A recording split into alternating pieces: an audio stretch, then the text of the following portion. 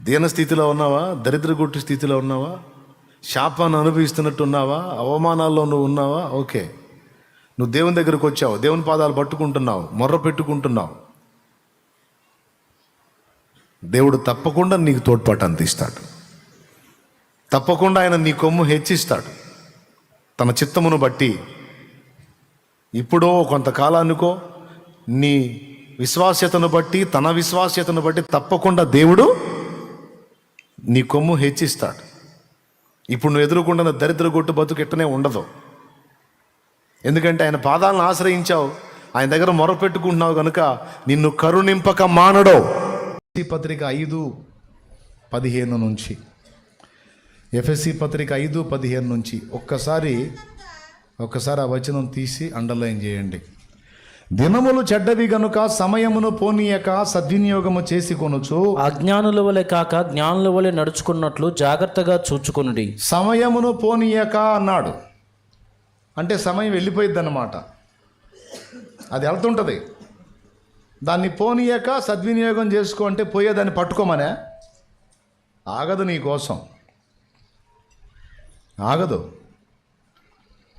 అది వెళ్ళిపోతానే ఉంటుంది. సమయాన్ని నువ్వు పట్టి బంధించలేవు, కదిలే కాలాన్ని నువ్వు ఆపలేవు. కానీ ఒకటి చేయగలవు, కరిగిపోతున్న కాలములో, దాటిపోతున్న కాలములో నువ్వు చేయాల్సినవి చేసి జాగ్రత్త పడితివా, ఆ టైం నీకు సద్వినియోగమైనట్టు.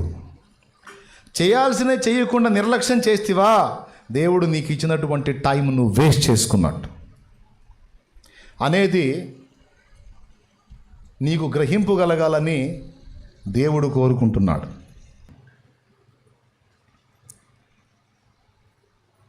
కాల విలువ తెలుసుకున్నవాడు ధన్యుడు, కాల విలువ ఎరగకుండా దాన్ని నష్టపుచ్చుకున్నవాడు అన్యుడు. కానీ అన్యులలో కూడా కొంతమందికి టైం విలువ తెలుసు.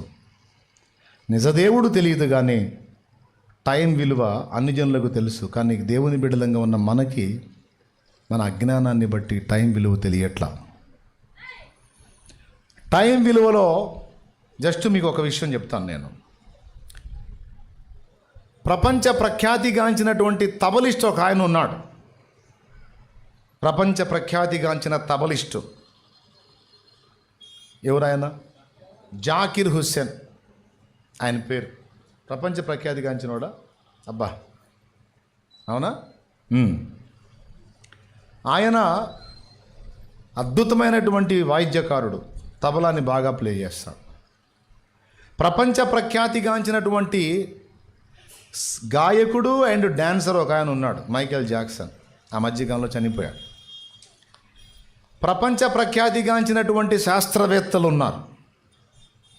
పైన తిరిగే ఫ్యాను, విద్యుత్తు, కరెంటు, ఏమండి బల్బు, ఏమండి కుట్టు మిషన్ దగ్గర నుంచి రైలు ఇంజన్ దాకా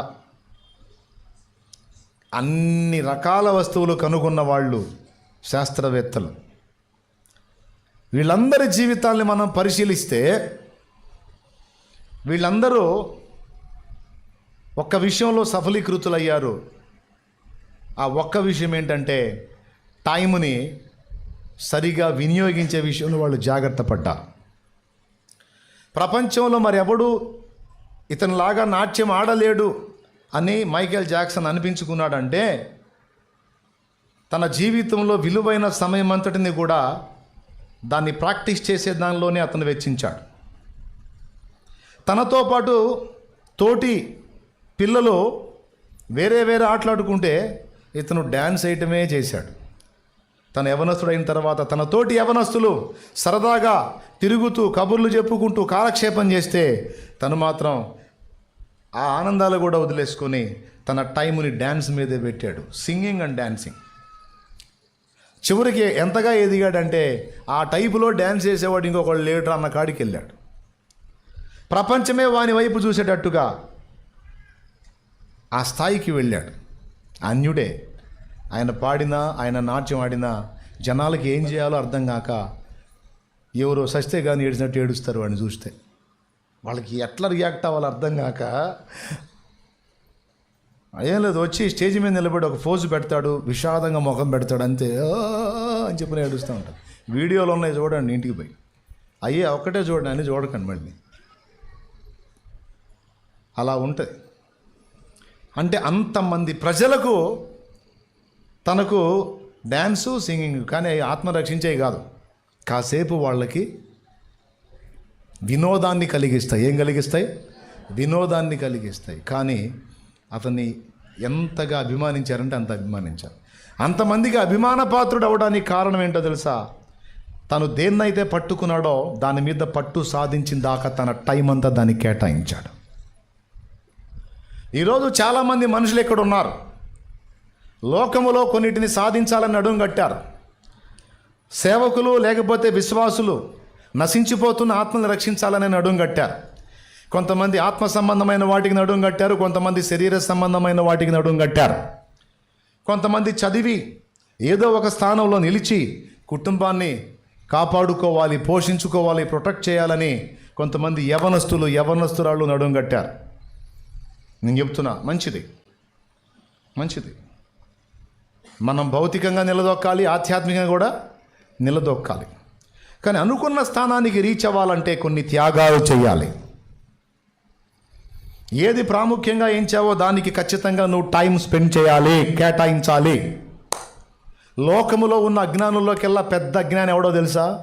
దేవుడు వానికి అందించిన విలువైన సమయాన్ని నాశనం చేసుకుంటాడు చూడు, వాడికన్నా అజ్ఞానం ఇంకొకళ్ళు లేడు. వింటున్నావా? వానికన్నా అజ్ఞానం ఇంకొకడు లేడు. ఎవడు జ్ఞానవంతుడు అంటే ఎవడు దేవుడిచ్చిన సమయాన్ని సద్వినియోగం చేసుకుంటాడో వాడు జ్ఞానవంతుడు. జీవితంలో కోల్పోయినవి మళ్ళీ సంపాదించవచ్చు, కానీ కోల్పోయిన టైంని, ఒకప్పుడు నువ్వు చిన్న బిడ్డలాగా బజార్లో పెట్టి పరిగెత్తావు, ఇప్పుడు పరిగెత్తు, అయిపోయింది, ఆ టైం దాటొచ్చావు. ఒకప్పుడు కూర్చున్నా, లేచినా, బరువు మోసినా పటిష్టంగా ఉన్నావు. ఇప్పుడు కనీసం నీ బరువు నువ్వే మోయలేక మోకాళ్ళ నొప్పులు వచ్చి కూర్చుంటే లేవలేక, లేస్తే కూర్చోలేక అల్లాడుతున్నావు. అంటే నువ్వు పనిచేసే శక్తి, బరువులు మోసే శక్తి ఆ టైం అంతా దాటి ముందుకు వచ్చేసావు. ఇక ఉండే కొద్ది పరిస్థితులు ఎలా ఉంటాయి నీకే తెలుసు. అంటే నీ బాడీకి, నీ శరీరానికి ఒక ఏజ్ లిమిట్ ఉంది. దానికి దేవుడు నిర్ణయించిన టైం ఒకటి ఉంది. ఆ టైం గడిచిపోతూ ఉంటే నీ బాడీ అట్టే కాలం అలానే ఉండదు. చూస్తానే అది ముగింపుకు రెడీ అయ్యిద్ది, దాని స్థితిని అది కోల్పోయిద్ది. అది జరగకముందే లోకములో నేను దేవుడు ఎందుకు పుట్టించాడో దాన్ని నెరవేర్చి నువ్వు రెడీ అవ్వాలి. ఎంతమందికి అర్థమవుతుందో ఏమో మరి నేను చెప్పేది. దాన్ని నెరవేర్చి నువ్వు రెడీ అవ్వాలి. వాని మైండ్ అంతా ఏదైతే గురి పెట్టుకున్నాడో దాన్ని సాధించడానికే దృష్టి పెట్టినందున ప్రపంచమంతటి అబ్బురపరిచే విధంగా నాట్యకారుడయ్యాడు, గాయకుడయ్యాడు. జాకీర్ హుసేన్ తబలిస్ట్ అన్నాం కదా, తన ఫ్యామిలీ టూర్లకు వెళ్తే తను గదిలో కూర్చొని తబలా కొడుతూనే ఉన్నాడు. అంటే కొన్ని సంతోషకరమైన అనుభవాలు త్యాగం చేశారు. అప్పట్లో నాకు తెలిసిన ఒక కీబోర్డ్ ప్లేయర్ తెలుసు, ఆయన music director, famous music director India వైజ్డ్గా. అతడైతే గదిలోకి వెళ్ళి ఆ స్టూడియోలోనే తన జీవితంలోని ప్రధాన భాగం అంతా అయిపోయింది. తన యవన కాలపు ఆనందాలు, సంతోషాలు మొత్తం ఫణంగా పెట్టి దాన్ని ప్రాక్టీస్ చేశాడు. దేశంలోనే నంబర్ 1 మ్యూజిషియన్గా పేరు తెచ్చుకున్నాడు. ఈరోజు చాలామంది పెద్ద పెద్ద లక్ష్యాలు కలిగి ఉన్నారు. మైండ్ బాగున్న వాళ్ళందరూ జాగ్రత్తగా వినండి. మైండ్ పోయిన వాళ్ళకి ఎన్ని చెప్పినా అర్థమై సావు ఆశోది వాళ్ళకి, వాళ్ళ బతుకులు అంతే. మీరు ఎంతమందికి బ్రెయిన్ బాగా పనిచేస్తుందో, హృదయాలు బాగున్నాయో మీరు చెప్పింది వినండి జాగ్రత్తగా. ఎంతమంది లైన్లో ఉన్నారు? నిజంగానే నేను ముగించబోతున్నాను, ఇంకెక్కువసేపు చెప్పను. ఈరోజు తీర్మానం చేసుకున్నాను, ఎట్టి పరిస్థితుల్లో 12:30 కల్లా ఫైనల్ చేసేసేయాలని. ఇంకా కరెక్ట్గా 15 నిమిషాలే ఉంది. నేను చెప్పేది కూడా టైం గురించే. స్తోత్రం చెప్పు, వింటున్నారా? ఇలాగ చెప్పుకుంటూ పోతే శాస్త్రవేత్తల జీవితాలు కూడా తీసుకుంటే వాళ్ళు ఏదనుకున్నారో ఆ లక్ష్యాన్ని రీచ్ అవ్వడానికి వాళ్ళకి దేవుడిచ్చిన టైంని చక్కగా వినియోగించుకున్నారు. ఓ యవనస్తురాలు ఉంది, ఏవో లక్ష్యాలు పెట్టుకుంది. ఆ లక్ష్యాలను బాగా చాలామందికి చెప్పుకుంది. నేను ఇది సాధించాలనుకున్నాను, నేను అది సాధించాలనుకున్నాను. ఒక యవనస్తుడు ఉన్నాడు, ఏదో పెద్ద గురి పెట్టుకున్నాడు, నేను ఇది రీచ్ అవ్వాలి, అది రీచ్ అవ్వాలని. కానీ రీచ్ అవ్వడానికి దాని మీద దృష్టి పెట్టకుండా మధ్యలో వచ్చిన వ్యాపకాల మీదకి మైండ్ డైవర్ట్ చేసుకొని టైం అంతా కూడా అనుకున్న గురిని కాకుండా అనవసరమైన వాటి మీద పెట్టేసి దేవుడిచ్చినటువంటి సువర్ణావకాశం అంటే బంగారు సమయం దాన్ని పాడు చేసుకొని అంత అయిపోయిన తర్వాత వెనక్కి చూసి నేను అప్పుడు టైము పాడు చేసుకున్నా, అప్పుడు అట్లా చేయకుండా ఉండాల్సిందే, ఇప్పుడు చూస్తేనేమో అంత అయిపోయింది అని ఫీలింగ్లు ఇస్తే ఏం లాభం? Praise the lord. అది కాకముందే కదా. ఇప్పుడు నా లైఫ్లో చెప్తాను, సేవకులు ఉన్నారు బాబు, విశ్వాసులు సేవకులు అందరూ వినండి. నా జీవితంలో నేను సేవలోకి వచ్చిన తర్వాత, దైవ సేవలోకి వచ్చిన తర్వాత ఒక లక్ష్యం ఏర్పరచుకున్నాను. నేను నాకు దేవుడు అవకాశం ఇస్తే, నన్ను దేవుడు పిలిచే లోపు ఒక 50 ఆత్మల్ని రక్షణలో నడిపించి ప్రభువుకి అప్పజెప్పి వెళ్ళిపోదాం. చిన్న లక్ష్యం పెట్టుకున్నా, దేవుడు దాన్ని వెంటనే నెలలలోనే రీచ్ చేశాడు. ఆ తర్వాత లోకంలో నశించిపోతున్న వాళ్ళు 50 మందే కాదుగా, కోట్ల మంది ఉన్నారు. కాబట్టి దేవుడు అవకాశం ఇస్తే మరికొంతమందిని విస్తారమైన ఆత్మల రక్షణ కార్యం నేను చూడాలి. ఆత్మలను రక్షించాలి, రక్షించిన వాళ్ళని దేవుని పని కొరకు సిద్ధపరచాలి, సిద్ధపరచబడిన వారిని దేవుని కొరకు వినియోగించాలి, వాళ్లకు వెన్నుదన్నుగా ఉండి నడిపించాలని లక్ష్యాలు పెట్టుకొని నేను దేవుని పని మొదలుపెట్టా. బాయ్ జాగ్రత్తగా వినండియా, మొదలుపెట్టా. నాతో పాటు దైవ సేవ చేయడానికి నడుం కట్టిన దైవజనులు, నా తోటి సాటి సహోదరులు ఉన్నారు. వాళ్ళని విమర్శించాలన్నది నా ఉద్దేశం కాదు. సేవ ఆరంభంలో వాళ్ళతో కలిసి కొంతకాలం తిరిగాను. నేను తిరిగినప్పుడు ఉదయం నుంచి సాయంత్రం దాకా ఈ దినమంతా ఏం చేస్తున్నాం, మరి పెట్టుకున్న గోల్ రీచ్ అవ్వడానికి ఈ టైం ఏ విధంగా వాడబడుతుంది, ఎలా వినియోగించబడుతుంది అనేది కొంచెం వివేచించా, కొంచెం క్లియర్గా వివేచించా, అంటే దాని గురించి కొంచెం పరిశీలించా.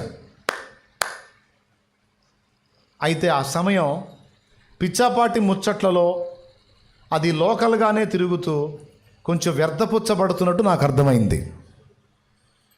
అది వేరే విధంగా ఖర్చు అయిపోతుంది. సాయంత్రానికి ఏమీ మిగులుతున్నది లేదు, జరిగిన పనేమీ లేదు, కనబడట్లేదు. నాకు అర్థమైపోయింది. అప్పుడు ఆలోచించుకొని ఫస్ట్ చేసిన పని ఏంటంటే, ఎక్కడ నా టైం వేస్ట్ అవుతుందో అక్కడి నుంచి ముందు డివైడ్ అయ్యా. అంటే వాళ్ళు చెడ్డోళ్ళు, నేను మంచోళ్ళనిగా, సమయపాలన విషయంలో వాళ్ళు నిర్లక్ష్యంగా ఉన్నారు. నేను అట్లా నిర్లక్ష్యం చేయకూడదు. నేనన్నా కొంచెం చురుగ్గా ఆలోచించి అడుగులు వేయాలి అని ముందు డివైడ్ అయ్యా. అక్కడ వేస్ట్ అవుతున్న సమయాన్ని నేను దేవునితో గడపడం మొదలుపెట్టా. వినండి బాగా.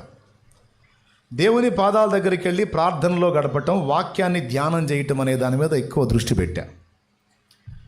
ఈరోజు కొంతమంది సేవకు వచ్చారు, ఎగురుకుంటా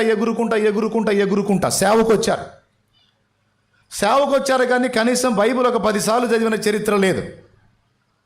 ఎగిరెగిరి చదివినా 1-2 సార్లు దగ్గర ఆగిపోయారు. ఏంటంటే నేను పోటు పడవడానికి వచ్చా అంటున్నాడు. పోటు పడవటానికి ప్రధానమైన ఆయుధం ఖడ్గం, వాక్యం.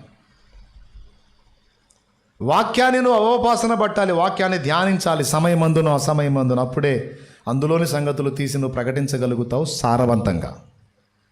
కానీ వాక్యాన్ని ధ్యానించే టైము ఈరోజు కొంతమందిని చూస్తా చెప్తున్నాను నేను. ఒక గురి పెట్టుకున్నావు, నేను ఆత్మని రక్షించాలి.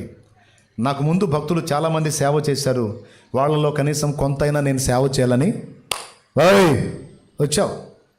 వచ్చి నువ్వు సమయపాలన ఎలా చేస్తున్నావు? ఆదివారం ఒక ప్రసంగం, మధ్యలో కూటం పెడితే ఒక ప్రసంగం చేసి మిగిలిన సమయాన్ని నువ్వు ఎక్కడ గడుపుతున్నావో నువ్వే వివేచించుకో. నేను చెప్పినట్టు దేవుని దగ్గర, వాక్యం దగ్గర నువ్వు సరిగ్గా గడుపుతున్నావా? నీ దగ్గరకు వచ్చే ఆత్మీయ బిడ్డలకు సరైన సమయం ఇస్తున్నావా? వాళ్ళని ఆత్మీయంగా పెంచి పోషించడానికి వాళ్ళకు అందుబాటులో ఉండి వాళ్ళకి నేర్పాల్సింది నేర్పుతున్నావా? వాళ్ళకి ఇవ్వాల్సిన మాదిరి ఇస్తున్నావా? వాళ్ళకి ఇవ్వాల్సినటువంటి ఛాలెంజ్ ఇస్తున్నావా? వాక్యాన్ని అధ్యయనం చేస్తున్నావా? పెట్టుకున్న గోల్ వేరు, నువ్వు చేస్తున్న పనులు వేరు. సెల్ ఫోన్ చూడటంలోనో, పిచ్చాపాటి ముచ్చట్లలోనో, సరదా షికార్లలోనో, లేకపోతే తిని నిద్రపోవటం సోమరితనంలోనో నువ్వు ఆ విధంగా టైంని వేస్ట్ చేస్తే తీరా మళ్ళా నువ్వు రేపు కాలం గడిచిపోయిన తర్వాత సేవ చేద్దామంటే నీకు ఓపిక ఉండదురా పిచ్చోడా. చదువుదామంటే కళ్ళు పనిచేయవురా నాయన. పరిగెత్తి సేవ చేద్దామంటే కాళ్ళు పనిచేయవు నాయన. ఒక గంట సేపు మాట్లాడదామంటే శక్తి జాలదరయ్యా. అవన్నీ నీకు దేవుడు ఇచ్చినప్పుడే, నీకు అవన్నీ అందుబాటులో ఉంచినప్పుడే నువ్వు సరిగ్గా సరైన టైంలో సరైన నిర్ణయాలు తీసుకొని ఆ నిర్ణయాలకు కట్టుబడి వాటిని నెరవేర్చడానికి నువ్వు అడుగులు కదిలిస్తే అప్పుడైతే. నా లైఫే ఒక మాదిరిగా చెప్తున్నా, ఎచ్చుల కోసం కాదు. మీ టైంని ఎలా వేస్ట్ చేసుకోకుండా జాగ్రత్త చేసుకోవాలో మీకు అర్థం కావటానికి చెప్తున్నా. నా సమయం అర్థం చేసుకుని ఆ విధంగా బ్యాలెన్స్ చేసుకున్నాను. దేవునితో గడపటం, వాక్యం చదవటం, భక్తులు మాట్లాడిన విషయాలన్నిటినీ పరిశీలించటం, వాళ్ళు రాసిన గ్రంథాలు చదవటం, అట్లా నా టైంని విషయ సేకరణ మీద పెట్టాను. సద్వినియోగమైంది అక్కడ. రెండవది, దేవుని పాదాలను పట్టుకొని గోజాడటం మొదలు. నేను ఒకటే ఆలోచించుకున్నాను, జీవనోపాధైన పనికి వెళ్ళినప్పుడు పొద్దున్న నుంచి సాయంత్రం దాకా క్యారేజీకి అన్నం పెట్టుకొని మరి తీసుకెళ్ళి తిని చేశాంగా 8 hours. ఆ 8 గంటల్లో కనీసం 4 గంటలు నేను దేవుని దగ్గర గోజాడితే చేయాల్సిన కార్యాన్ని దేవుడు చేస్తాడని తెల్లవారుజామున లేచి వెళ్ళి ప్రార్థనలో గడిపేవాడిని. టిఫిన్ చేసే టైం కల్లా మళ్ళీ వచ్చి 9ంటికి వచ్చి మొహం కడుక్కొని తిని మళ్ళా పోయేవాడిని. సేవకుడా, ఈరోజు దేవుడు నీకు ఖాళీ సమయం ఇచ్చాడు. ఏదో ఒక 50 మందిని 100 మందిని సంఘాన్ని నీకు ఇచ్చి నీ కొంచెం ఫ్రీ టైం ఇచ్చాడంటే శుభ్రంగా తిని మంచిగా వండుకొని సెల్ ఫోన్ తీసి దర్రే అనుకోమని కాదు.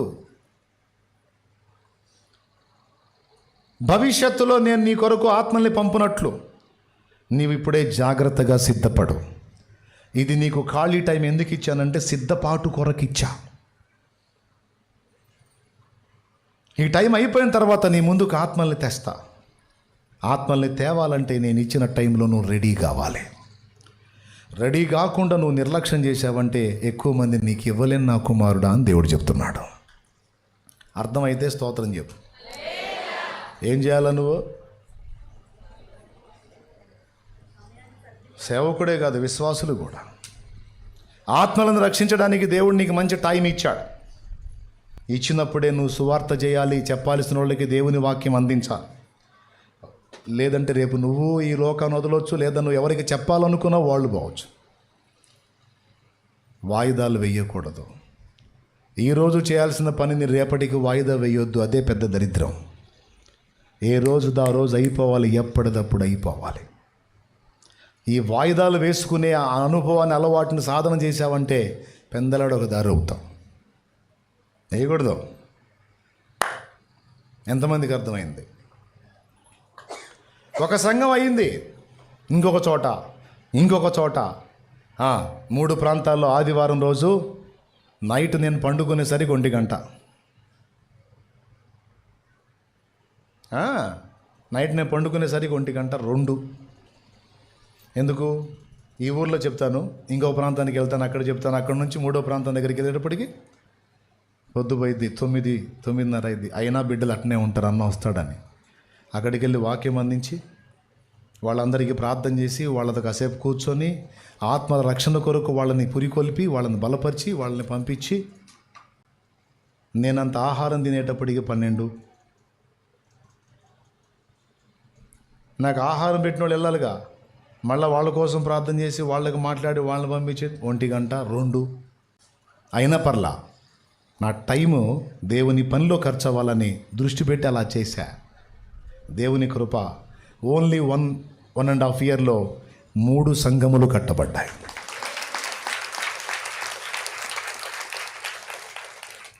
3 అంతటితో ఆగల. ఇక మెయిన్ బ్రాంచ్ మీద దృష్టి పెట్టాను. మెయిన్ బ్రాంచ్ గ్రోత్ అవ్వటం మొదలుపెట్టింది. అప్పుడు బిడ్డలకు సమయం ఇవ్వటం మొదలుపెట్టాను. మధ్యలో గ్యాపుల్లో సువార్త సభల్లో అవకాశం వచ్చినప్పుడు వెళ్ళి వాక్యం చెప్పాను. అందులో భాగంగానే ఇక్కడ ఎక్కడో గార్లపాడు అని ఒకటి ఉంటుంది. గార్లపాడు, లక్కరాజు గార్లపాడో దొంగ గార్లపాడో అంటారు కదా, ఎక్కడది? అక్కడ సాక్ష్యం చెప్పా. ఆ సాక్ష్యం ఇప్పుడు యూట్యూబ్లో ఉంది. ఇక్కడ ఈ మధ్యలోనే ఎక్కడో చెప్పా. ఇక్కడేనది, దేవునికి మహిమ. అక్కడే అందించే సాక్ష్యం. అట్లా తిరుగుతా, సభల్లో వాక్యం చెబుతా. ఇంటికి వచ్చినప్పుడు, మందిరం దగ్గరికి వచ్చినప్పుడు చిన్నగా ఏర్పడిన పరిచారకులకి, విశ్వాసులకి సమయం కేటాయించి వాళ్ళు అడిగిన సందేహాలకి క్లారిటీ ఇస్తూ, బిడ్డల్ని బలపరుస్తూ, ఆత్మీయంగా పురికొల్పుతూ, కృంగితే లేవనెత్తుతూ, వారి కోసం ప్రార్థన చేస్తూ, దేవుని పాదాల దగ్గర గోజాడి, ప్రజలు వస్తున్నారు ప్రభువా, ఒట్టి చేతులు ఉంచితే ఎవరికి కార్యం జరగకపోతే ఉద్యోగం ఎక్కడి నుంచి వచ్చింది? నీ శక్తి నాలో పనిచేయాలి ప్రభువా, బిడ్డల్లో పనిచేయాలి ప్రభువా, నీ శక్తితో నన్ను నింపు, నీ ఆత్మతో నన్ను నింపు, వారిని తాకినప్పుడు నువ్వు బాగు చేయి, వారితో మాట్లాడినప్పుడు వారి హృదయాల్లో కార్యాలు చేయి, వారికి మారు మనసు రక్షణ ప్రసాదించు. నేను మాట్లాడితే ఎవడు మారడు ప్రభువా, నువ్వు మాట్లాడు నాలో ఉండి, నువ్వు తాకు నాలో ఉండి, నువ్వు స్పర్శించు నాలో ఉండని గోజాడుకొని ప్రార్థన చేసుకున్నాం. వాక్యంలో సిద్ధపడటం, సభలకు వెళ్ళి వాక్యం అందించడం, పరిచారకులతో గడపటం, విశ్వాసం, ఇట్లా నా టైం అంతా ఎక్కడా వేస్ట్ కాకుండా. ఈరోజు చాలామందికి అర్థం కాల, ఇంత షార్ట్ పీరియడ్లో ఇది ఎలా సాధ్యం అంటే, ఫస్ట్ దేవుని కృప, రెండవది దేవుడు నన్ను నడిపించిన క్రమశిక్షణ, టైం సెన్స్. దిమాకున్న వాళ్ళందరికీ ఇది వాల్యుబుల్ పాయింట్. దీన్ని నిర్లక్ష్యం చేస్తే మీ కర్మ. సిద్ధపడటానికి అవకాశం ఇచ్చాడు, సిద్ధపడాలి. అంతేగాని సిద్ధపడే సమయంలో నిద్రపోతే ఇంకా తీరా నువ్వు దేవుడు నీ ముందుకు వ్యక్తులను తెచ్చినప్పుడు ఇంకేం చెబుతాను? నువ్వు సెల్ ఫోన్లు చూసుకుంటా టైం పాస్ చేస్తే నువ్వు సేవ ఏం చేస్తావు? శక్తి ఎప్పుడు పొందుతావు? అప్పుడు నేను సేవకు వచ్చినప్పుడు సెల్ ఫోను, కీప్యాడ్ ఫోన్స్ ఉన్నాయి, కానీ టీవీలు ఉన్నాయి ప్రతి ఇంట్లో, పెద్ద పెద్ద టీవీ. నేను కూడా ఒక టీవీ తెచ్చిపెట్టుకొని అనుకుంటూ కూర్చోవచ్చు, రిమోట్ చేతిలో పెట్టుకొని ఛానల్ మార్చుకుంటా. పట్టించుకోవాలా, పిచ్చోళ్ళలాగా ఆ పొలాల మీద, ఆ జమ్మి చెట్ల కింద, ఆ చింత తోపులో చింత చెట్ల కింద, ఎండ కొడితే చింత చెట్టు కింద, సాయంత్రానికి చల్లబడితే చెరువు కట్ట మీద. ఇదంతా నేను బిల్డప్ కోసం చెప్పట్లా. ఒక ప్రయాణ పద్ధతిలో దేవుడు నన్ను నడిపించిన తీరు అన్నిటికంటే ముఖ్యమైనది టైం సెన్స్, సమయ పాలన. ఆ టైంని ఎలా నువ్వు వినియోగిస్తున్నావు, దాన్ని బట్టి నీ భవిష్యత్తు ఉంటుంది. దేవుడు నీకు ఇచ్చినటువంటి సిద్ధపడవలసిన సమయమును నువ్వు నిర్లక్ష్యం చేస్తే భవిష్యత్తు ఉండదు నీకు. చదువుకునే యవనస్తులకి, స్త్రీలకి, పురుషులకి అందరికీ చెప్తున్నా, సోమరి చీమల యొద్దకు వెళ్ళు, అవి పంట కాలంలో కూర్చుకుంటాయి, వేసవిలో కూర్చుకుంటాయి, వర్షాకాలంలో హాయిగా ప్రశాంతంగా తింటాయి అని ఎందుకు చెప్పాడో తెలుసా? ఏ టైంకి ఏది చేయాలో తెలుసుకొని జాగ్రత్త పడినానా అనే పాఠం కోసం. ప్రియులారా, 4 సంగతులు చెప్తా, 4 విషయాలు. నంబర్ 1, మొట్టమొదటిది, సరైన టైంలో దేవుణ్ణి వెతకడానికి నాకు అవకాశం దొరికింది, వెతికాను, దేవుడు దొరికాడు. దేవుడు దొరికినప్పుడు, వినండి బాగా, మొత్తం వినండి, దేవుడు దొరికినప్పుడు ఆయన దగ్గరికి వెళ్ళి ఆయన ఏం చెప్తున్నాడో, ఆయన ఏం చేయమంటున్నాడో దాని మీద దృష్టి పెట్టా. మారు మనసు పొందు, పాప క్షమాపణ నిమిత్తం బాప్తిస్మం పొందు, నువ్వు నాకు చెందినవాడివి కా అని పిలిచాడు. 4 ఆదివారాలు దేవుని మందిరానికి వెళ్ళాను, వాక్యం చదివాను, మ్యాటర్ అర్థమైంది. 5వ వారంలో బాప్తిస్మం పొందా. అది కూడా వాళ్ళు ఇస్తే 2వ వారమే పొందేవాడిని. వాళ్ళు ఇచ్చేటప్పటికి అంత టైం పట్టింది. వాళ్ళు కోటాలు పెట్టి ఆ కోటాల్లో ఇచ్చారు. ఒకవేళ ఆ కోటాలు లేకపోతే వాళ్ళు అప్పుడు కూడా ఇచ్చేవాళ్ళు కదా నాకు. ఎప్పటికయ్యేదో అంటే ఆలస్యం నాది కాదు, నేను మొదటి అడుగులోనే రెడీ అయిపోయా. 2వ టైంకి వచ్చేటప్పటికి బాప్తిస్మం పొందాను కదా. బాప్తిస్మం పొందిన తర్వాత పరిశుద్ధాత్మ కొరకు ప్రార్థన చేయుట కొరకు నువ్వు ప్రత్యేకంగా సిద్ధపడు. మారు మనసు పొంది బాప్తిస్మం పొందాను రైట్ టైంలో, ఆలస్యం చేయలా, అయిపోయింది. రెండవది, బాప్తిస్మం పొంది మళ్ళా పరిశుద్ధాత్మ శక్తి కొరకు ప్రత్యేకంగా సిద్ధపాటు. ఎందుకంటే పరిశుద్ధాత్మ ప్రభావం మన మీద పనిచేయకుండా దేవుని పనికి మనం పనికిరాం. మనం భక్తిలో నిలబడాలన్నా, 10 మందిని నిలబెట్టాలన్నా పరిశుద్ధాత్మ శక్తి మనకు కావాలి.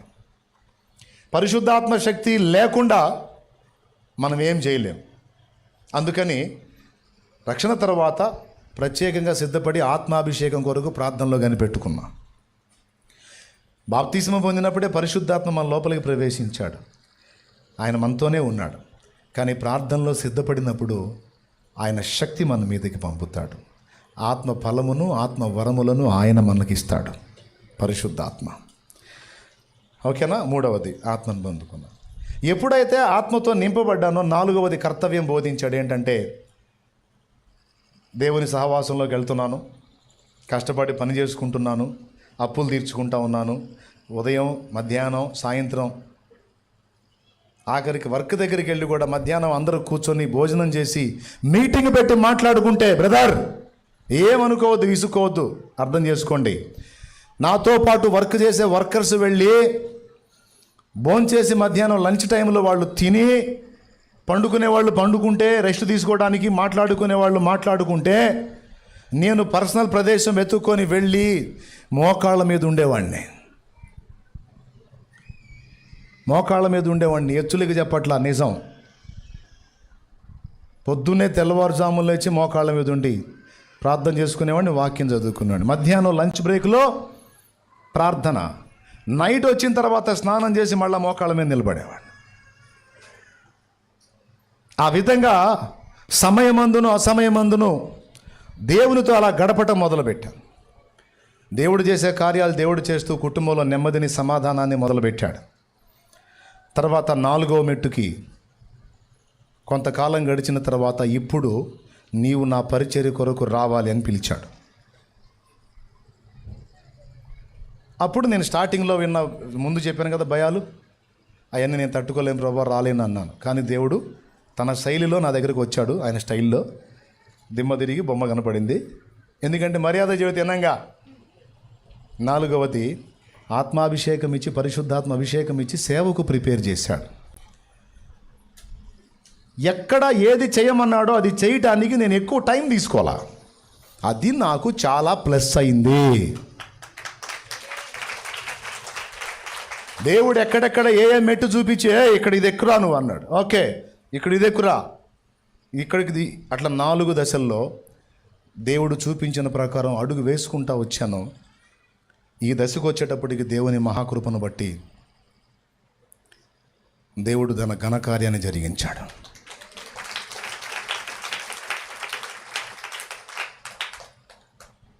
అదే ఒకవేళ ఆ చర్చికి వెళ్తున్నాంలే, ఇప్పుడు ఏమైంది, ఇప్పుడు తీసుకోకపోతే తర్వాత తీసుకుందాంలే, తర్వాత చూద్దాంలే అని మారు మనసుని రక్షణ నిర్లక్ష్యం చేస్తే, ఒకవేళ ఇప్పటిదాకా నేను మారు మనసు పొందకపోతే, ఒకవేళ బాప్తిసం పొంది ఉండకపోతే, పరిశుద్ధాత్మ అభిషేకం నాకు ఉండదు. ఆత్మాభిషేకం లేకపోతే సేవలో ఫలింపు ఉండదు, అసలు సేవకి అడుగు పెట్టడమే ఉండదు. సరే, బాప్తిసం పొందాను, దేవుడు సేవకు రమ్మని పిలిచినప్పుడు నేను రాకపోతే, ఇప్పుడు కాదులే అనుకున్నాయని అయిన తర్వాత ఎప్పుడో సచ్చేటప్పుడు చేద్దాం సేవ అనుకుని ఆగితే, అవునా? ఎక్కడా లేట్ చేయలే. ఈరోజు మీ అందరికీ చెప్తున్నా, మారు మనసు పొందునానా నీతో పనుందని దేవుడు పిలిచినప్పుడు నువ్వు ఆలస్యం చేయకూడదు. మారు మనసు పొందాను ప్రభు అనాలి. బాప్తిసం పొందునానా అని పిలిచినప్పుడు ఆలస్యం చేయకూడదు, పొంది నిలబడాలి. నిలబడ్డావా? రైట్, దా పరిశుద్ధాత్మను నింపుతాను, రా నా ముందు కూర్చో.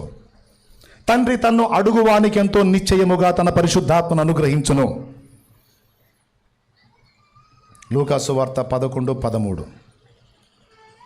ఆ పరిశుద్ధాత్మతో నింపబడ్డాను, స్తోత్రం నాయన, ఇక రా ప్రకటించు సువార్త.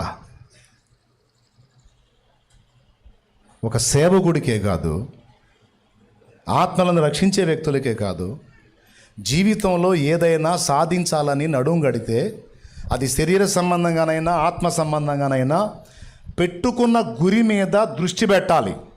నిద్రమోహం వేసుకొని పెద్ద పెద్ద మాటలు మాట్లాడి వెధవ బతుకు బతకూడదు. అది నేను చెప్పేది. పెద్ద పెద్ద ఎచ్చులు మాటలు మాట్లాడి నేను అది కావాలనుకుంటున్నా, నేను ఇది కావాలనుకుంటున్నా, నేను అది చదవాలనుకుంటున్నా, నేను ఈ పొజిషన్లో ఉండాలనుకుంటున్నానని పెద్ద పెద్ద డైలాగులు వేసి దాని మీద దృష్టి పెట్టకుండా మధ్యలో వచ్చే చెత్త మీద నువ్వు దృష్టి పెడితే ఫైనల్లో బలహీనుడుగా, అర్భకుడుగా, అల్పురాలిగా తేల్తావు. కొంతమంది మారు మనసును నిర్లక్ష్యం చేస్తారు, ఆలస్యం చేస్తారు. రక్షణ నిర్లక్ష్యం చేస్తారు, ఆలస్యం చేస్తారు. కొంతమంది అభిషేకంతో నింపబడ్డ కొరకు నా ముందు కనిపెట్టుకోమంటే దాన్ని నిర్లక్ష్యం చేస్తారు. కొంతమంది సేవకు రమ్మంటే ఆలస్యం చేస్తారు. కొంతమంది సేవలోకి వచ్చినా పరిగెత్తరానాయన అన్నా కూడా పరిగెత్తకుండా ఎక్కడ వేసిన గొంగళ అక్కడే అన్నట్టు ఆగిపోతారు. ఇక్కడ కూర్చున్న ఈ రౌండింగ్లో ఎవరు ఏ స్థితిలో ఉన్నారో ఒకసారి ఆలోచించుకొని దయచేసి కొంచెం ఈ కాల విలువను తెలుసుకొని మీరు జాగ్రత్త పడితే ధన్యులు. ఏడిసేవలే పోరా పుల్లయ్య అంటే ఓకే, నాకేం ప్రాబ్లం లేదు. లేదన్నా ఇది ఆలోచించాల్సిన విషయం అంటే దా మోకాళ్ళే.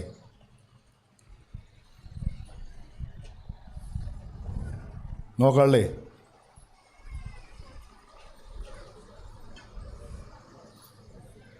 కొంతమందిని చూస్తాను, చేసింది ఘోరంతా చేసింది, ఎంతో చేసినట్టుగా ఫీల్ అయిపోయి టైంని సర్వనాశనం చేసుకుంటున్నారు.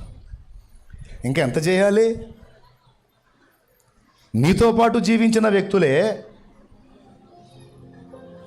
నువ్వు ఎప్పటికీ రీచ్ కాలేనంత శిఖరాగ్రానికి వెళ్ళారంటే ఎందుకు వెళ్ళారో తెలుసా? ఫస్ట్ దేవుని కృప కాదని నేను అనను. ఆ కృప ఎక్కడ వర్కౌట్ చేసిందో తెలుసా? టైంని సద్వినియోగం చేసుకునే దగ్గర వర్కౌట్ చేసింది వాళ్ళని. అందుకే వాళ్ళ వల్ల అయింది, నీ వల్ల ఎందుకు కావటల్లా అంటే అక్కడ లాస్ అవుతుంది టైం దగ్గర. అదే నువ్వు టైం విషయంలో మెళకువగా ఉంటే, సిద్ధపాటుకు నీకు అవకాశం దేవుడు ఇచ్చినప్పుడు నువ్వు సిద్ధపడి జాగ్రత్త పడితే రాబోతున్న భవిష్యత్తు నీకే. అదొక ఆశీర్వాదకరమైన భవిష్యత్తు, బంగారు భవిష్యత్తు. కానీ నువ్వు అలాంటి దాన్ని నిర్లక్ష్యం చేసి వ్యర్థమైన వాటిల్లో ఆకర్షణలో పడిపోయి నువ్వు పలికిన మాటలేంది, నువ్వు చేసిన తీర్మానాలేంది, నువ్వు పెట్టుకున్న లక్ష్యాలేంది, ప్రజెంట్ నువ్వు చేస్తుంది ఏంది, దేవుడికి ఏ మాటలు చెప్పావు, కుటుంబ సభ్యులకి ఏ మాటలు చెప్పావు, నీ మీద ఆశలు పెట్టుకొని ఎదురు చూస్తున్న వాళ్ళని మోసం చేసి లోకాశల్లో పడిపోయావు.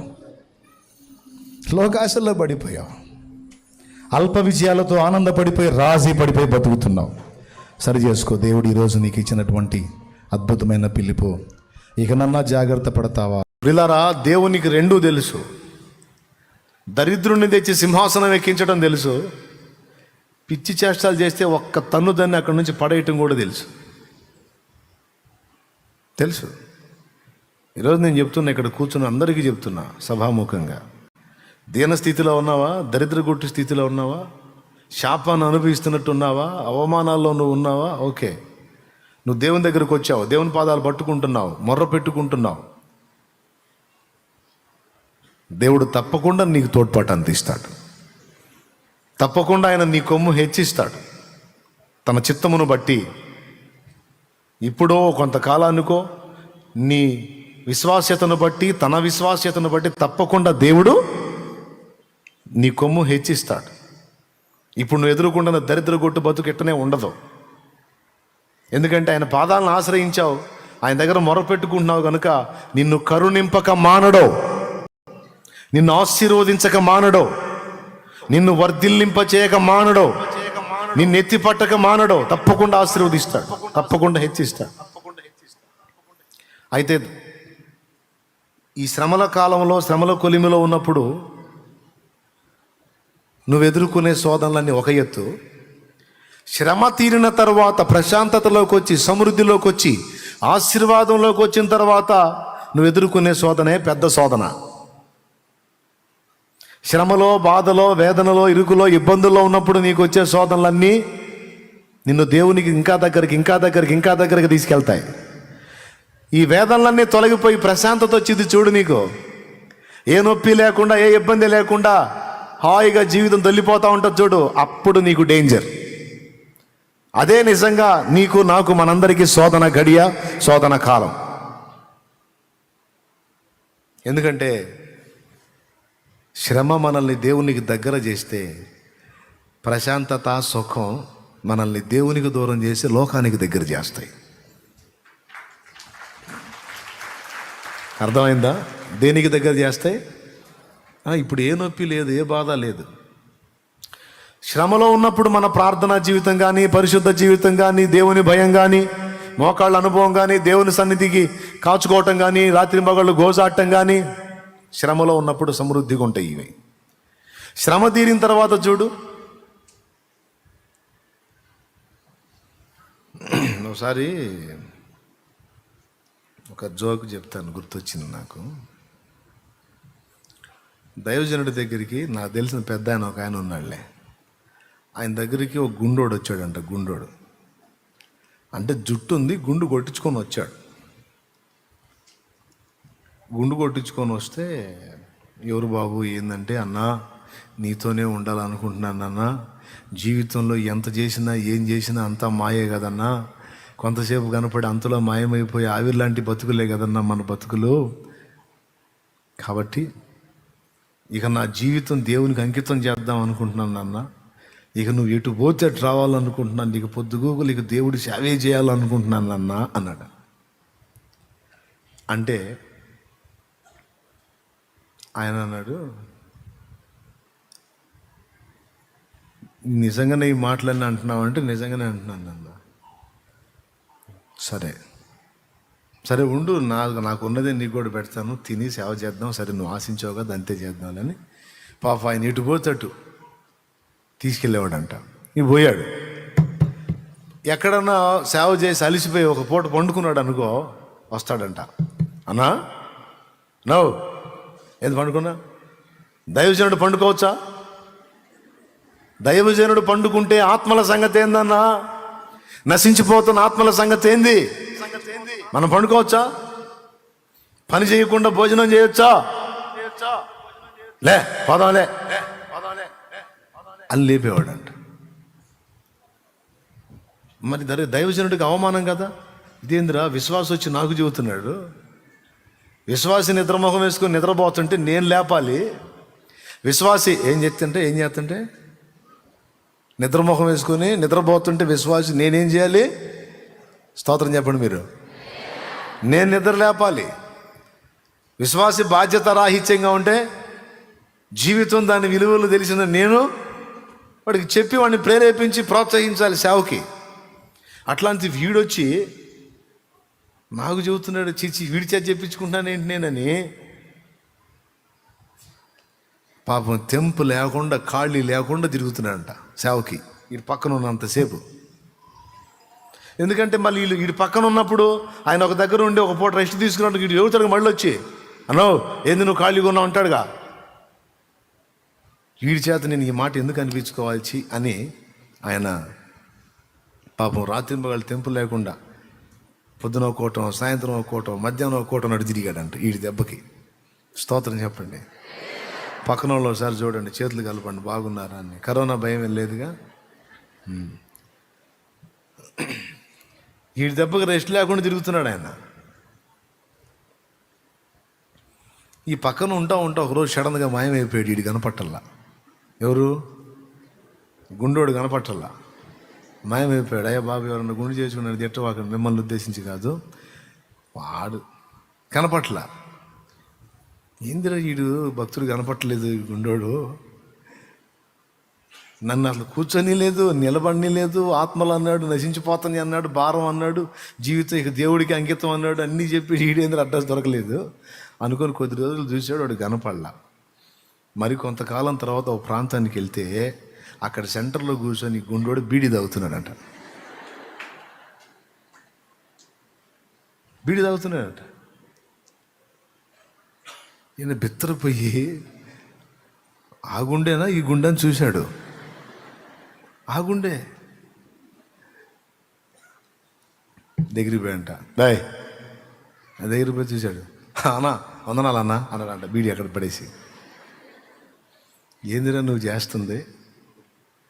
అన్నా ఈ జీవితం యేసు ప్రభుకి అంకితం అని వస్తుంది.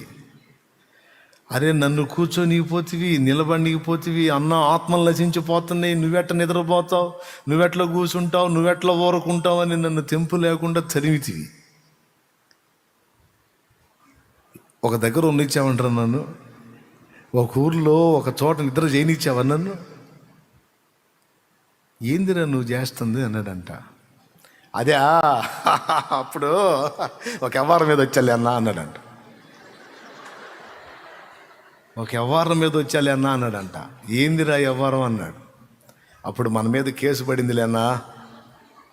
ఏంటిది? కేసు పడింది మన మీద. గుండె ఎందుకు అనుకున్నావు? ఎవడు గుర్తుపట్టకుండా. నీ దగ్గరికి ఎందుకు వచ్చాను అనుకున్నావు? ఇంకెక్కడున్నా నన్ను పట్టుకుంటారు పోలీసు వాళ్ళు.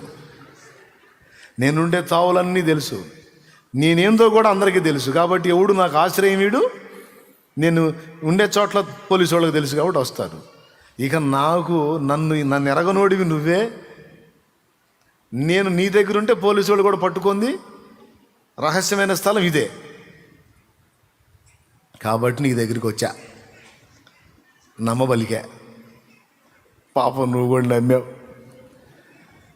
అది సరేనా, మరి నన్నెందుకు మరి అన్ని మాటలు దేవుని వాక్యంలోని మాటలు మాట్లాడి నన్ను కూర్చొని కూడా నిలబెట్టుకొని చదివావు ఎందుకురా అంటే, ఒక దగ్గరే ఉంటే ఏమో ఆడ కూడా పోలీసు వాళ్ళు వస్తారేమో అనుమానంతో నేను ఒక దగ్గర ఉండకూడదు కదన్నా, అందుకని నిన్ను కూడా తరిమాను. మరి దుర్మార్గుడు కూడా.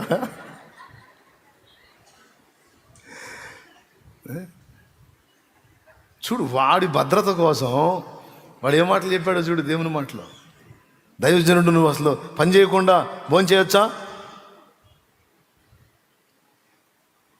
చూసారా? వాక్యం విరిగిన గుండోడు. దేవునికి స్తోత్రం కలుగును గాక. హల్లెలూయా. బాధలలో ఉన్నప్పుడు వచ్చాడు వాడు, తలదాచుకున్నాడు, వాడుకున్నాడు. అయిపోయిన తర్వాత వాడు ఎక్కడ కనపడ్డాడు, ఏ స్థితిలో కనపడ్డాడో చూడండి. కొంతమంది భక్తి ఇలానే ఉంటుంది. శ్రమగా ఉన్నప్పుడు, సమస్యగా ఉన్నప్పుడు, ఇరుకుగా ఉన్నప్పుడు, ఇబ్బందిగా ఉన్నప్పుడు, వేదనలో ఉన్నప్పుడు, రోదంలో ఉన్నప్పుడు దేవునికి సమీపంగా వస్తారు. అన్ని విషయాల్లో దేవునికి విధేయత చూపుతారు. మనుషులతో మనుషుల నాటకాలు కాదు, దేవునితో పెద్ద పెద్ద నాటకాలు జరుగుతాయి. తెలుసా మీకు? మనుషులతో మనుషుల నాటకాలు ఆడితేనన్నా మనుషులు అడుగుతారు. అప్పుడు అగసాట్లో ఉన్నప్పుడు తీయగా వచ్చావుగా నా దగ్గర అన్ని దోచుకొని పోవటానికి, బుద్ధి లేదా అని అడుగుతారు కదా. మనుషుల దగ్గర జరిగే నాటకాల కంటే కూడా దేవుని దగ్గర ఇంకా పెద్ద పెద్ద నాటకాలు జరుగుతాయి. దేవుడు అడగడు కదా. ఏమ్మా ఆ రోజు వచ్చావు, ఎన్ని మాటలు చెప్పావు, ఈ జీవితం ప్రభువుకి అంకితం అని పెద్ద పెద్ద మాటలు మాట్లాడావు. యారా అబ్బాయి, ఈ జీవితం కొన్నా నీకు ఏమైపోయినా ఇక ఆయనే ఎగిరి చెప్పావు. ఏందిరా మరి ఇప్పుడు నీ వ్యవహారం ఏందిరా అనగా మనుషులు అయితే అంటారు.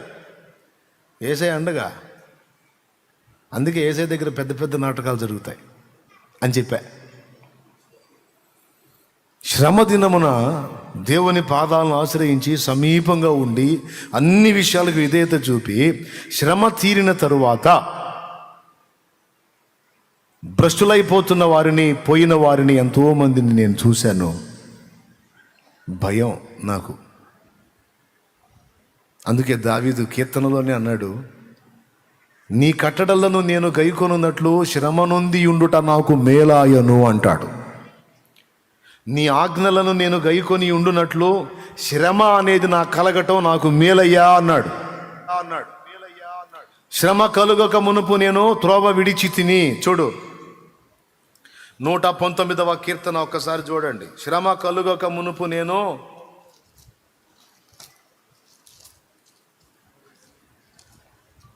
119వ కీర్తన 67 చదువమ్మా. శ్రమ కలగక మునుపు నేను త్రోవ విడిచితిని, ఇప్పుడు నీ వాక్యమును అనుసరించి నడుచుకొనుచున్నాను. దేవునికి స్తోత్రం కలుగును గాక. ఎప్పుడు విడిచాడంట? శ్రమ కలుగక మునుపు త్రోవ విడిచాడట. శ్రమ కలిగినప్పుడు త్రోవలోకి వచ్చాడంట. ఇప్పుడు చెప్పండి, శ్రమ మేలా కీడా? ఎప్పుడు బయటపడతాను అంటారు. ఓకే, తప్పకుండా నిన్ను బయట పడేస్తాడు దేవుడు, సందేహమే లేదు. అయితే ఒక్క మాట, శ్రమలో ఉన్నప్పుడు నువ్వు ఉన్న దీనత్వము, తగ్గింపు, పరిశుద్ధత, ప్రార్థన, దేవునికి చూపే విధేయత, ఇవన్నీ శ్రమ తీరిన తర్వాత ఉంటాయా? గ్యారెంటీ ఉందా? ఉంటే చెప్పు. డౌట్ లేదన్నా, ఇంకా ఎక్కువ చేస్తానన్నా. కొంతమంది బాధతో చెబుతారు, అసలు ఈ బంధకాలు ఉన్నాయి కానన్నా, అసలు ఈ బంధకాలు కూడా లేకపోతే అసలు ఇక పొద్దుస్తమాను ఇక అదే పనిలో ఉంటానన్నా అంటారు. నిజంగానే బంధకాలు దేవుడు తీసేస్తే కనపడేది కూడా కనపడకుండా తిరుగుతుంటారు ఇక.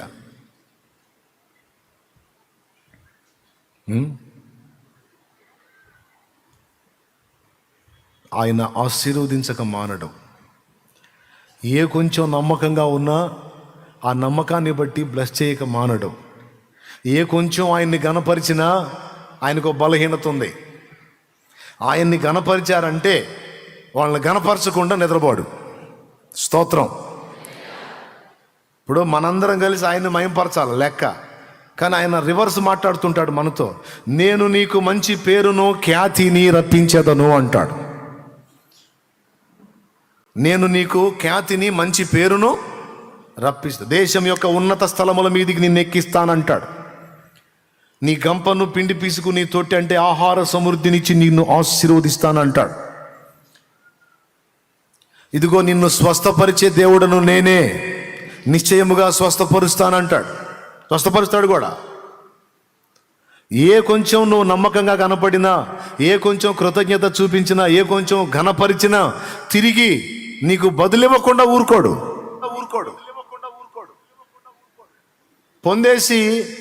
పొందేసి అలా వదిలేసేవాడు కాదు ఆయన. అది వచ్చింది సమస్య. సౌలు నమ్మకంగా ఉన్నాడు, రాజును చేయకుండా ఉండలేకపోయాడు. దావీదు నమ్మకంగా ఉన్నాడు, రాజును చేయకుండా ఉండలేకపోయాడు.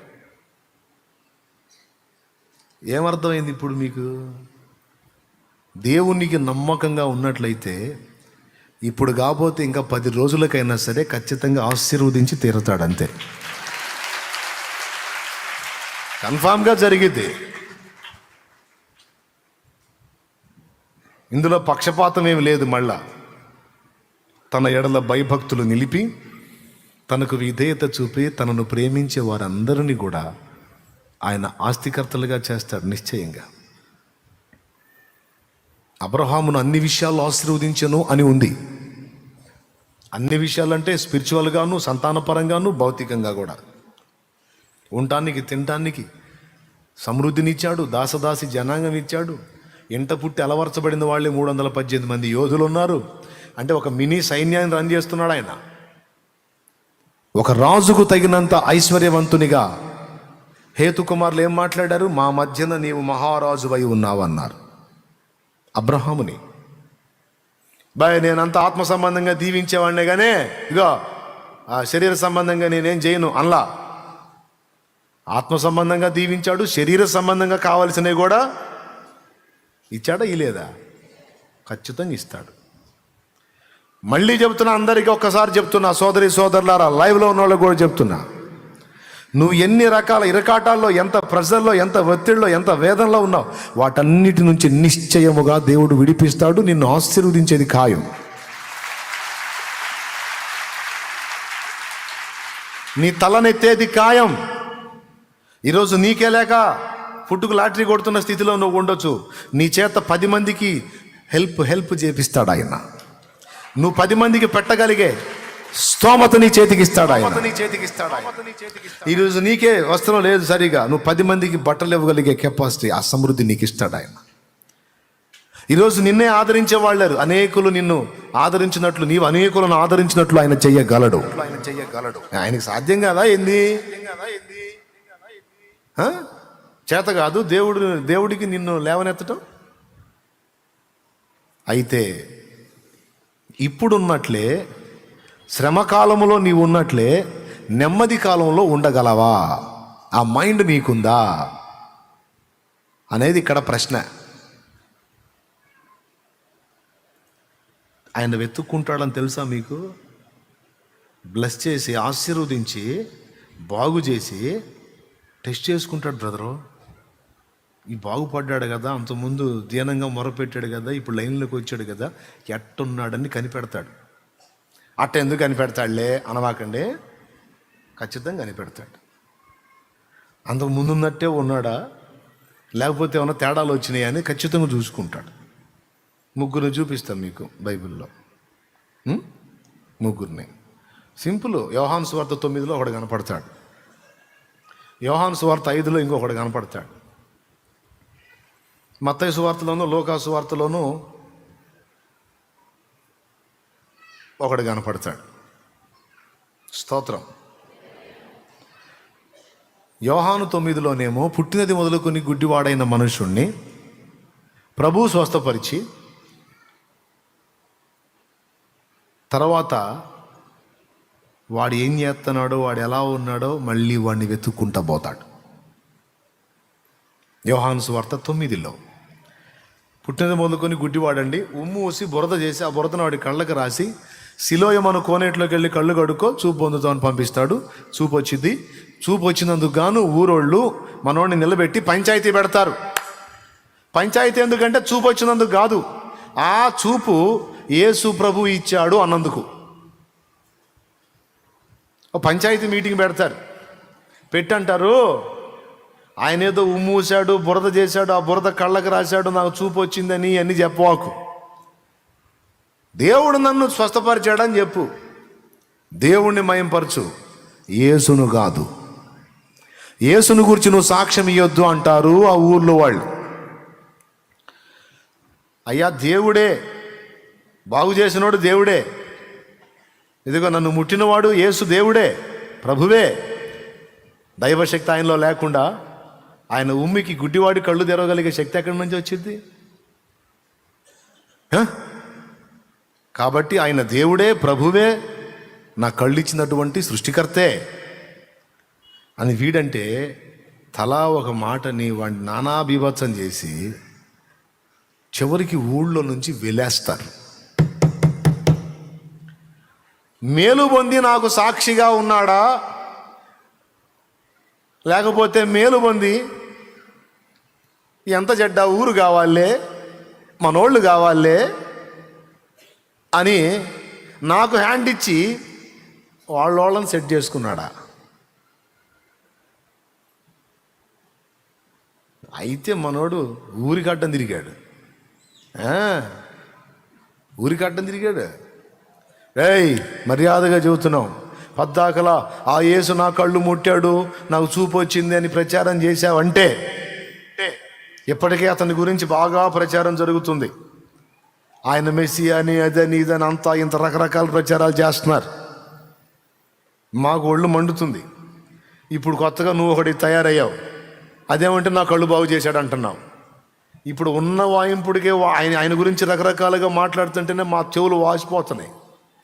మళ్ళీ నువ్వు ఒకటిగా బయలుదేరి నాకు చూపించాడని బయలుదేరావు. ఇంకా ఎక్కువైపోయింది. మా వల్ల కాదురా, తట్టుకోలేం. కాబట్టి యేసు కావాలా, మేం కావాలా? యేసు కావాలా, ఊరు కావాలా? చెప్పు. నాకు యేసే కావాలా.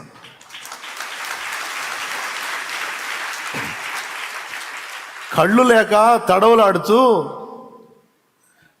గుంటా మెట్ట కానకుండా బోర్ల పడి ముక్కులు మూతులు పగిలి రక్తాలు గారుతా తిరిగారా? జాలునిరా మీకు? నా చేతిలో అంత రూపాయి వేయటానికి ఎన్ని సణుకొనేసారా మీరు? ఎంత ఏడ్చుకున్నాను రా నేను. నా కంచంలో నేను తింటుంటే అందులో చీమలు పడ్డాయా, దోమలు పడ్డాయా, పురుగులు పడ్డాయా, ఆ పదార్థం ఎలా ఉందనేది చూసినోడు సరే ఫలానా ఆహారం తింటున్నావు ఏంట్రా, ఇందులో ఇది ఉందిరా అని చెబితే నా గుండె ఎంత బాధపడిందిరా. ఇప్పటిదాకా నేను పురుగులు అన్నవి తిన్నానా, పురుగులు తిన్నానా? నా కళ్ళుంటే నేను తినలేను కదరా అది. అలాంటి పదార్థాలు నేను మీ కళ్ళుండి మంచి పదార్థాలు తింటుంటే కళ్ళు కనపడని నేను ఇది పడితే అది తింటున్నాను. జాలి లేదురా మీకు? నిన్ను పడితే దెబ్బలు తగిలినాయి, జాలి లేదు మీకు. నేను భిక్షగాడిలాగా అడుక్కునే స్థితిలో ఉన్నాను, జాలి లేదు మీకు. తినలేనివి తింటున్నాను, మీరు కళ్ళుండి తినలేనివి నేను కళ్ళు లేక తింటున్నా. ఎటు పోవాలన్నా ఏదో ఒక ఆధారం, ఎవరో ఒకళ్ళు దారి చెప్పాలి. మీరు రోజు వెలుగు చూస్తారా? పుట్టిన మొదలుకొని ఇప్పటిదాకా వెలుగంటే ఎట్లుంటుందో నాకు తెలియదురా. కనీసం నాకు జన్మనిచ్చిన నా తల్లి తండ్రి ముఖం ఎలా ఉంటుందో కూడా నాకు తెలియదురా. నా ముఖం ఎలా ఉంటుందో కూడా నాకు తెలియదురా. నా జీవితం పగవాడికి కూడా రాకూడదురా. ఏదో మీ మధ్య అలా నవ్వుతా నేను తిరుగుతా ఉన్నాను, నా గుండె నిండా ఏడుపే. ఆయన నన్ను చూశాడురా. ఆయన నన్ను చూశాడు, నా ఆవేదనను చూశాడు, నా ఆక్రందనను చూశాడు. ఆయన శిష్యులు ఇది వీడు పాపం చేశాడు, వీడు పాపం చేశారంటే ఈ పనికి మాలిన ప్రశ్నలు కాదని నన్ను పిలిచి నాకు కళ్ళు ఇచ్చాడు ఆయన. ఈరోజు నా తల్లిదండ్రిని చూశాను, మీ ముఖాలు చూస్తున్నాను, నేను ఈ లోకాన్ని చూశాను, ఈరోజు నీ వెలుగును చూస్తున్నాను. కాబట్టి నా మేలును ఆశించకుండా నా కీడును కోరిన మీకంటే మీ ఊరోణ్ణి, మీకు చెందినోడిని, మీకు బంధువుణ్ణి, మీకు అన్నిటికీ కావలసినోడిని నేను. కానీ ఆయనకి ఏమీ కాను, వెతుక్కుంటా వచ్చి నన్ను బాగు చేసిపోయాడు రా. హల్లెలూయా, హల్లెలూయా. వెతుక్కుంటా వచ్చి నన్ను ముట్టి వెళ్ళాడు. ఆయన కోసం కాక మీకోసమా? వెలేస్తారా నన్ను? వెలేస్తారా? మీరు నన్ను వెళ్ళేసేది ఏందిరా? ఈ ఊరు మొత్తాన్ని నేనే వెలేసి వెళ్ళిపోతున్నా పడే అని పోయాడు. మీరు నన్ను వెళ్ళేసేది ఏంది? మీ బంధ. యేసు ఎప్పుడైతే నాకు దొరికాడో అప్పుడే నేను మిమ్మల్ని మొత్తాన్ని వెళ్ళేసాను. మీరు నన్ను వెళ్ళేసేది ఏంది? నాకు యేసు చాలు, ఆయన చాలు. ఇప్పుడు ఈ బాధ అంతా ఏందంటే, ఇంత చేసి కళ్ళు బాగు చేశాడు. ఆయన ఇచ్చిన కళ్ళతో అన్నీ చూస్తున్నా, నీ దరిద్ర ముఖాలన్నీ చూస్తున్నా, కళ్ళు ఇచ్చినోడిని చూడలేకపోయా. ఇప్పుడు అది ఆయన బాధ. ఆ దరిద్రులు పానిచ్చారా వాళ్ళ పంచాయతీ వాళ్ళు?